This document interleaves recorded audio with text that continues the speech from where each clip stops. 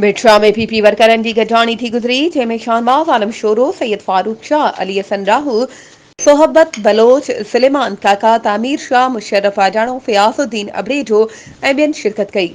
जिते पीपी वर्करन जो चवणु हो त बिना के सलाह मशवरे ऐं इतलाउ जे हिक ई तालके जा सदर सैयद अमीर अली शाह हाशमी ऐं जनरल सेक्रेटरी सैयद फज़ील हबीब शाह चूंडिया विया आहिनि।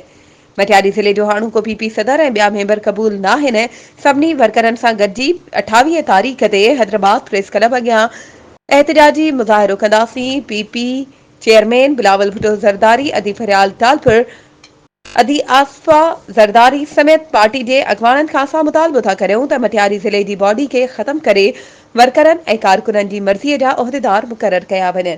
वधीक ख़बरुनि ऐं अपडेट्स जे लाइ असांजे चैनल खे सब्सक्राइब कयो ऐं हा, बेल आइकन खे प्रेस करणु न विसारिजो त जीअं असांजी हर नई अचण वारी वीडियो तव्हां ताईं पहुचे।